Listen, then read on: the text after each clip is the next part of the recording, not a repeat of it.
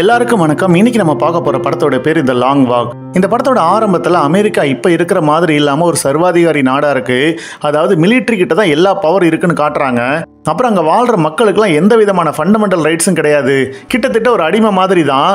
அந்த மிலிட்ரியில மேஜர் அப்படிங்கிறவர்கிட்ட தான் எல்லா கண்ட்ரோல் இருக்கு அப்படின்னு சொல்றாங்க. இப்போ அங்கே இந்த லாங் வாக் அப்படிங்கிற ஒரு டேஞ்சரஸான காம்படிஷனை நடத்துறாங்க.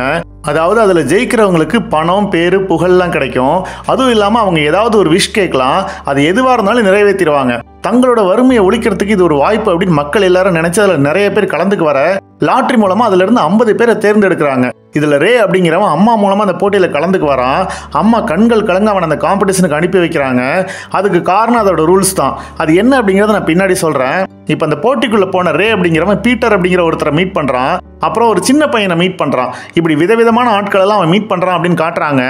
எல்லாரும் ஜாலியா ஃப்ரெண்ட்லியா இருக்காங்க. இப்போ அங்க அந்த மேஜர் வந்து ஸ்பீச் கொடுக்குறாரு. இந்த லாங் வாக் அப்படிங்கிற ஈவென்ட் மக்கள் கிட்ட ஒர்க் எத்திக்கை பத்தின வேல்யூ கொண்டு வரதுக்காக உருவாக்கப்பட்ட ஒண்ணு. அதனால ஒவ்வொரு வருஷமும் ப்ரொடக்ஷன் இன்க்ரீஸ் ஆகுது. முக்கியமா இந்த நாட்டோட பெரிய ப்ராப்ளம் என்னன்னா அது சோம்பேறித்தனம் தான். அதை ஒழிக்கணும் அப்படின்னு சொல்றாரு. அப்போ ஒவ்வொருத்தருக்கும் கையில ஒரு பிரேஸ்லெட் கொடுக்குறாங்க. அப்புறம் அந்த போட்டியோட ரூல்ஸ் என்னன்னு சொல்றாரு. கடைசியா ஒரே ஒருத்தன் மிஞ்சுற வரைக்கும் எல்லாரும் நடக்கணும். அப்புறம் மினிமம் 3 மைல்ஸ் பெர் ஹவர்ல நடக்கணும்.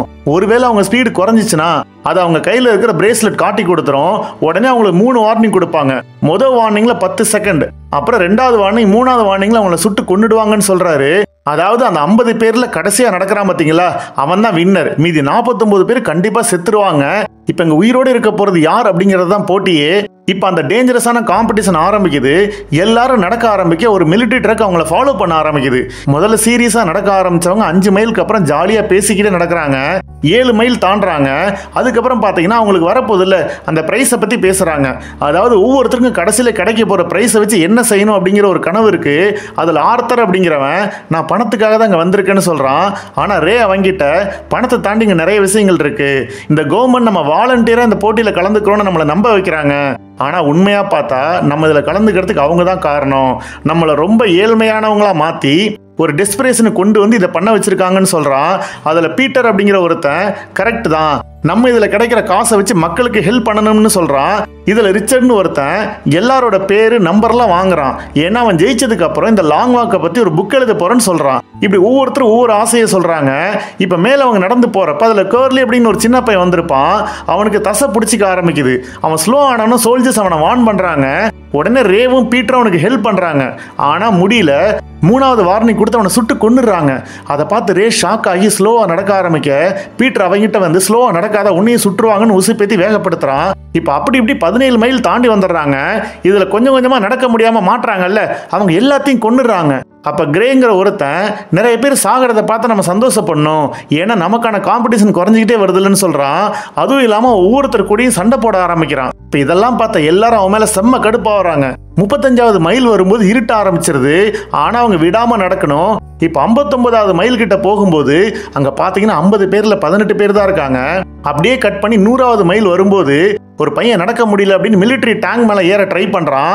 அவனை அப்படியே சுட்டு கொன்னுடுறாங்க. இப்ப அப்படியே கட் பண்ணா 144வது மைல் வரப்ப அந்த ரே பீட்டர் கிட்ட அவன் அப்பாவை பத்தி பேசுறான். என் அப்பா தான் என்னோட ஹீரோ. அவர் கவர்மெண்ட்டுக்கு பிடிக்காத சப்ஜெக்டான பிலாசபி பத்திலாம் டீச் பண்ணுவாரு.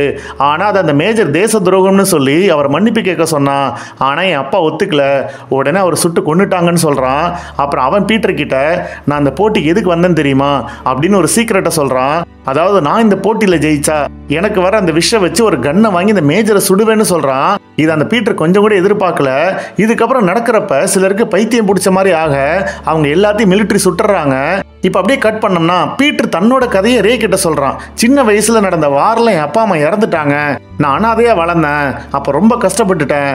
அதனால நான் இந்த போட்டியில ஜெயிச்ச நிறைய அனாதைங்களுக்கு ஹெல்ப் பண்ணுவேன்னு சொல்றான். இப்படியே அவங்க நடக்கும்போது ஒவ்வொருத்தரும் மற்றவங்களுக்கு ஹெல்ப் பண்ணிக்கிறாங்க. ஒரு கட்டத்தில் அப்படி ஹெல்ப் பண்ணிக்க கூடாது அப்படின்னு முடிவு பண்றாங்க.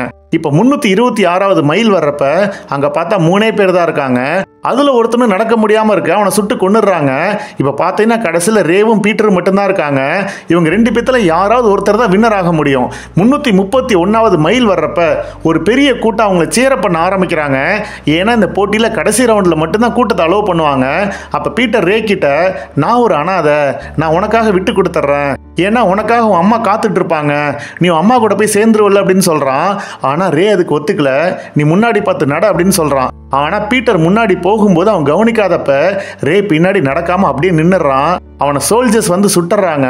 இதெல்லாம் கவனிச்ச பீட்டர் அவன்கிட்ட ஓடி வரதுக்குள்ள கூட்டம் அவன் தான் வின்னர் அப்படின்னு சொல்லி அவனை தூக்கி கொண்டாட ஆரம்பிக்கிறாங்க. ஆனா பீட்டருக்கு ரே செத்து போனதை தாங்கவே முடியல.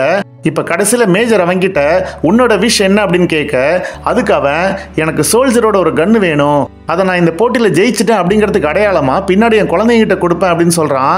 இப்ப அந்த கன்னை கொடுக்கறது சோல்ஜர்ஸ்லாம் யோசிக்கிறாங்க. அப்ப மேஜர் சோல்ஜர் கிட்ட இந்த பீட்டர் நல்லவன், அவன்கிட்ட கன்னை கொடுங்கன்னு சொல்ல இப்ப பீட்டர் கிட்ட ஒரு கன்னை கொடுக்குறாங்க. இப்ப கன்னை வாங்கின பீட்டர் டக்குன்னு அந்த கன்னை மேஜரை நோக்கி நீட்டுறான்.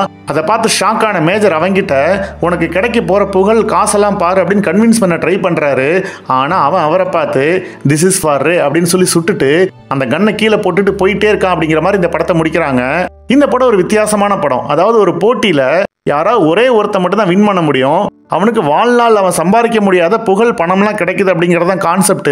ஆனா அதுல கலந்துக்கிற ஒவ்வொருத்தரோட மனநிலையெல்லாம் எப்படி இருக்கு அப்படின்னு சொல்லி உங்க ஸ்கிரீன் பிளே பண்ணிருந்த விதம் எனக்கு பிடிச்சிருந்துச்சு. மற்றபடி உங்களுக்கு எல்லாம் என்ன தோணுச்சுன்னு கமெண்ட்ல போடுங்க. இந்த வீடியோ உங்களுக்கு பிடிச்சிருந்துச்சுன்னா லைக் பண்ணுங்க, உங்க கருத்துக்களை கமெண்ட்ல போடுங்க. இன்னும் இதே மாதிரி வீடியோ பார்க்கணும்னு அந்த சேனலுக்கு சப்ஸ்கிரைப் பண்ணுங்க. மீண்டும் ஒரு வித்தியாசமான கதையுடன் உங்களை சந்திக்கும் வரை உங்களிடமிருந்து விடைபெறுகிறேன். நன்றி, வணக்கம்.